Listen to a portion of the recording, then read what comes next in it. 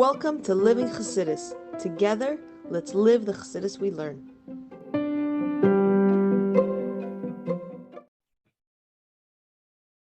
Good morning, everybody, and welcome to Chassidus in the morning. 15 minutes, change our lives. Just want to wish a happy birthday to Chana. Not my Chana, but my sister-in-law. It's her birthday today. Very special day, Chaf Cheshvan. Should have Shnas Tzlacha, Begashas Baruchnias, and all that she needs and wants. Okay, so we're going to discuss today a little bit about the relationship between the neshama and the guf, or in the language of the Sikha, Avram and Sarah. Let's see, very interesting. We're going to go shtickle there, and now we're going to explain what it means. You know, one of the things I heard that the difference between Kabbalah and Chassidus. So one simple difference, like it says in Kunshus, in Yanish Chassidus, which we've learned before, is that Kabbalah is one of the levels of interpretation. Chassidus is not another level of interpretation. Chassidus is the neshama of the Torah. So the interpretation of Chassidus goes into everything. But some people think, especially I thought that in the beginning when you learn Chassidus and you hear all these Kabbalistic things, it's like another type of Kabbalah. But another way of explaining it is that Chassidus, the Kabbalah, is telling you the what. It's like telling you what's in the picture. Chassidus explains to you why. What do you do with this information? So now there's a world of Atzilus and a world of Bria and Yitzira and there's Atzmus. So what is that meant to do for me? How am I meant to live life? How am I meant to change myself this way? Let's see. Parshas Chayei Sarah. The Parshas Shavua Nem, and this week's Parsha says, Talmas Sarah B'Kiras Arba Ki Chevron. And Sarah passes away in the Kiras Arba, which is Chevron, Be'eretz Canaan, the land of Canaan. Maz Be'azayah, so Zayah explains, Shesara Reimez Laguf V'Avram L'Neshama. That Sarah is like the body, and Avram is like the Neshama. V'zeu Oimer Hazayah. That's what the Zayah says. Talmas Sarah. That Sarah passed away, meaning in the context of the neshama and the guf, the guf has passed away. Shaguf meis so the Zohar explains this pasuk according to Kabbalah. So what is that? Is Talmas Sarah? It's when the guf passes away, where the Kiras Arba, which is in the spiritual terms Hamurka Me'abri, so this Kiras Arba in the plains of Arba, but Arba also refers to the four elements. There's earth, there's inanimate, animate, growth, okay, animal and human. So it's referring to the four levels. Abi say this, no, sorry, not those four, the other four, which is earth, fire, wind, water. Says here Hamuchubarim be'es that they were connected to in the time of our life. Azai b'moisei, then when you pass away, vayavay Avram, and Avram comes, what does it mean? Avram comes, the neshama lisboy the l'sara l'bekaisa, to mourn and to eulogize for Sarah. And the neshama is eulogizing the body. Very interesting. And the neshama that the neshama is crying because even after the body passed away, even though the neshama goes up, the neshama is eternal, but also has a connection to the body still. So now,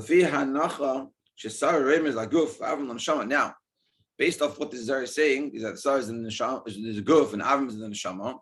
We have a question. Something doesn't make sense.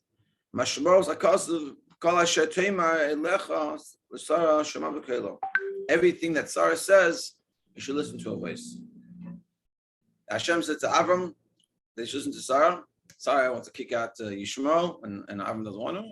And Hashem says to him, whatever Sarah says, listen. Now, so Rebbe is asking a very good question. According to the Zohar, Sarah's a guf, and Avram's a neshama. Now, if you ask yourself, who should you be listening to? Your body, your neshama, or your neshama, your body or your soul?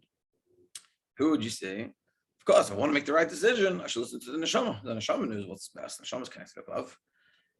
But here with the Zohar, according to what the Zohar is saying, the other pasuk, how does that work? So we should listen to the body, not the neshama. What's going on over here? Let's see. Base. Yodua, it's known, Baal Shem Tov, the famous saying of the Baal Shem Tov, I said, I also founded on the pasuk. Kisir Chamar Senecha. It's the famous pasuk that the Baal Shem Tov teaches. Very famous parts. So when you see the Chamar, literally means the donkey of your enemy. So Paul said, see the donkey of your enemy that's struggling under its load. Azar Tazar, you should go help him. Meaning, even though it's your enemy, you should go help him. So the Baal Shem Tov teaches, and that's what we're going to discuss, that when you see that your chamar, meaning your chumrius, your gashmius, you look at your gashmius, you look at the physical world, and you say to yourself, so hard having to make a living, so hard having to do all these physical things. I don't got time to daven properly, I got time to learn it all. When I was in seminary, it was good, when I was in yeshiva days, I was good. And it's so hard now being in the physical world, and I don't like it, I don't want to be here. I want to go back. I wish I was back there, and we have this idea, well, it was better over there. So he says you have to help it. So we're going to explain this. Kisir chamar. When you see donkey, meaning what's the teach of the pasuk? When you look at your physicality, your costness, and you see that your enemy, mishum. Why is it the enemy? Because beginning of the beginning of life, there's a hatred between the guf and the neshama. There's this like struggle to get, like my body wants to eat ice cream and the neshama wants to go learn, and I'm struggling with this struggle. So when that happens, and you see, and the neshama sees that it's struggling under its load, that then for the guf, the load, the burdensome load is the Torah mitzvahs. So the being that it's that then the body needs to do the mitzvah, but it's heavy, it's tired and struggling, and it's not doing a good job of it, and it's struggling to get up in the morning, and it's struggling, to do the mitzvahs properly, and it's struggling to do all these things. And why is this dafka with the body? Why is it with the body? Because the mitzvahs were given in this physical world with the body. And most of them with the body. The whole purpose of being done here is not that the neshamas do mitzvahs, that the body does a mitzvah. And that's why all mitzvahs, ruvadurum, as we're going to explain, are with the body. But in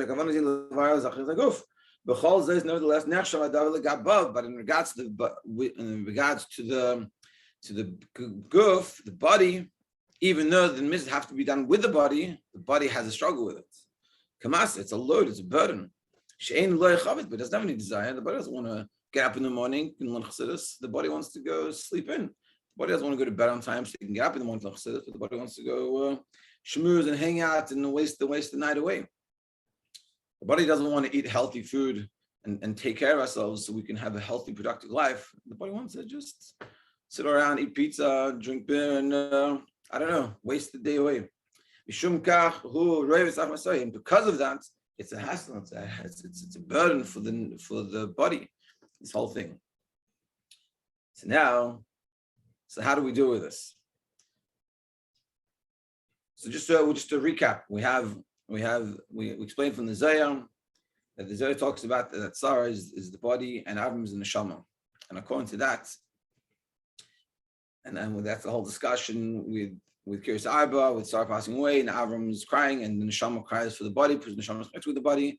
But we said in 1 second, but if Sarah is the body, why does it say in the pasuk, Kol asher Tamar, that Hashem says to Avram, whatever Sarah says, you should listen to her. Now, why would we say that the neshama should listen to the body? It's a weird thing, The body is the one that's making all the problems, and the neshama doesn't have any problems. And the neshama's problem is the body, We said, so now we start bringing what the Baal Shem Tov says about Kisir Chamar Senecha. You see the donkey, and what's the donkey? It's the Chamar. It's the Chumrius. You see the body. He's struggling under the load of doing mitzvahs. We have to figure out how to help it. How does the neshama help the body? Because the body doesn't want to do mitzvahs. It's a burden. And the neshama sees this. The neshama is not a burden to mitzvahs, but for the body it is. So how do we deal with this? Gimel. Besides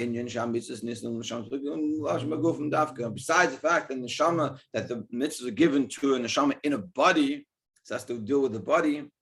The body of the mitzvahs, most mitzvahs have to be done with gashus. Not just the mitzvahs, including the gashus, it's all about the gashus.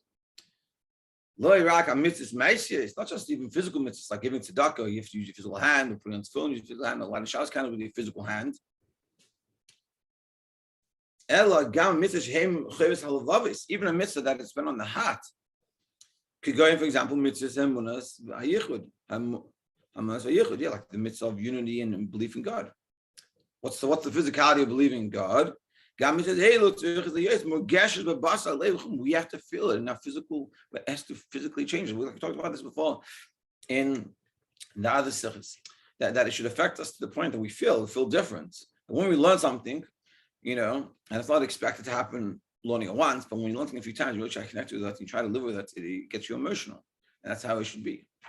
That's what he's saying. That even those mitzvahs which are the heart, but it has to be felt, we should be feeling this. The mitzvah is Hashem, for example, loving Hashem. You have to feel love for Hashem. You have to have a physical feeling. And like physicality, like there's a famous saying that good news will expand the burns. Like it says in the Gemara, good news brought out a change in physicality in the guf.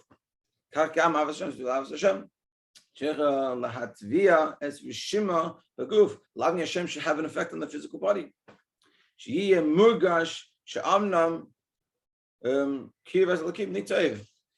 That closeness to Hashem is good for me, and we should feel different. And this is, and we're talking about this, and this is something, it's all achievable and doable, and I think it's a beautiful part. But like what he's saying is that like, to use a bad example, but when you watch an emotional movie or like a war movie, like the Holocaust, when one of these bad, but it's like it affects you. Sure, it affects you, and I'm sure we felt it affect us. And that's what we're saying, that when we learn something, it should affect us. Now, learning is a little more difficult because it's using your brain, not just sitting there and watching, but the experience can happen. That's why I say, especially when it comes to learning Torah, because the subject matter is very difficult. Not difficult, but it's like it's a process. You have to process it. So it might not happen the first time you learn it, but our goal should be, we should be affected by what we learn. It should affect us. Like I say, when I started understanding Chassidus very well, I saw one of my teachers from Maino, and he saw me all like excited, and he's like, what's going on with you? What happened? What did you take? So I said to him, I understand Chassidus now. So he's like, what do you mean? So I said to him, before I used to say the Nefesh Bahamas, but now I know what I'm talking. I know who we're talking about. And I said, before I used to come to Chassidus Shabbos morning because I want to be a Chassid. Now I come to Chassidus in the morning Shabbos because I want to learn Chassidus. Because before I was like, I wanted to be a Chassid, whatever that means. What do I have to do? I have to learn Chassidus, I'll learn Chassidus. But the learning Chassidus didn't mean anything to me. It was the checklist that I was able to check off, that I felt good about doing the right things. But now I feel excited, and I get that feeling from the learning itself. But it's very important. I was speaking to one of the, in Shiur, there's a mashpia that he teaches, and he said to me over Tishrei, he said, I noticed that something happened to you when you learned.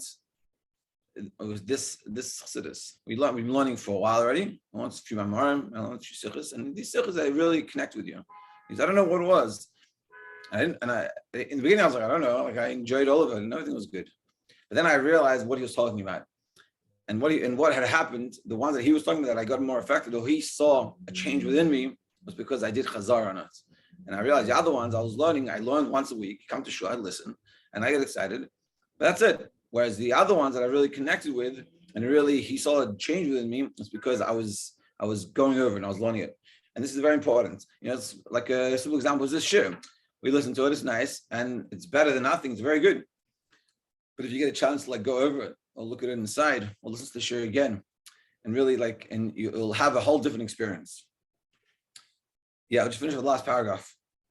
So just like with love, that should affect us. Like I said, coming close to God should be good for me, meaning I should feel that it's good. Not I'm doing the right thing, but it feels good. So to with Yira, Alea, Ale Legroim, Loirak, Le Kivutz, B'moyach, I feel the lave, Ella, Ale Leyoit, B'mida, Kazush, Ye Nika, Bekesh, Gashmi, Shalom, Moyach, Alev, Shahu, Shari of a Pachad. Fear of Hashem and of an Avera should be to such an extent that we physically fear, afraid. We're afraid of doing it.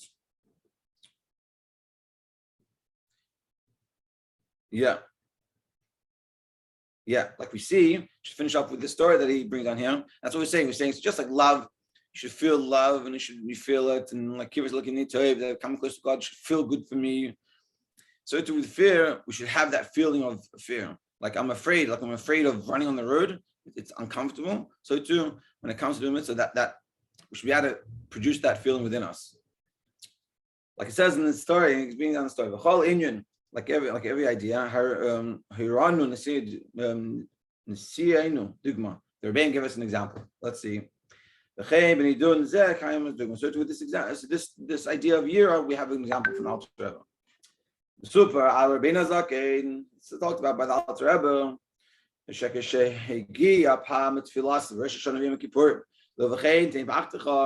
was davening Rosh Hashanah Kippur, and he was up to the point of it says, and therefore I should give fear. Heichel is galga al aretz terkidei amira pach pach. Ha psucha. Umarei pach aloi haya b'efsharus l'saymis hamelach. He said, v'chein teim pachtecha. So he couldn't say pachtecha. He couldn't say your fear. We started saying pach. He started saying the word, and he got so much fear came over him that he so Alter Rebbe would roll around. One of the things Alter Rebbe, I know everyone knows that he used to roll around a lot because of dvekas, of excitement. He was totally, that's how it would happen. So he started rolling around because of the word pachad. He couldn't even say the word pachad. He was so afraid. He was so intense. Not that he's afraid God's going to strike him down, but he's afraid of the awesomeness of God. It's like imagine you're walking, on a hike, and you're walking through the forest, suddenly you come out this opening over a cliff, and you see the vast plains, no water, and it's the most beautiful thing. It's just it takes your breath away. And this is what we're talking about. I'll try to think about Hashem, and it's so this pacha that he had, it was too much for him. He couldn't even say the word. Couldn't finish the rest of the paragraph. After a little bit of time, then you can finish saying the word pachta. It took him time.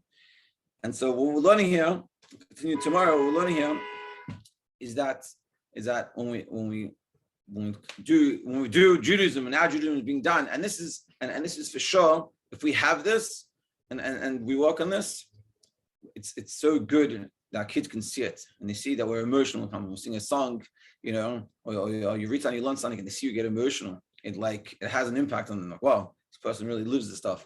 And now, if we don't, that doesn't mean we're bad people. It just means it's a process. We shouldn't feel bad about ourselves. We should find out, how could we make that? How could we have that emotion? How could we connect with this more? The first question is, do I understand what I'm saying? I can't connect to something I don't understand. If I watched a movie in Chinese, it could be the most emotional movie, I would not get what's going on. I don't know what's going on. First, I have to make sure it's not Chinese to me and understand this idea. And then I think about it, and slowly, we walk in a little bit and we get there. And with Hashem, by us, we should have the Avos Hashem, Yiras Hashem, we should feel it in ourselves. And with Hashem, to be continued tomorrow. Have a great day, everybody.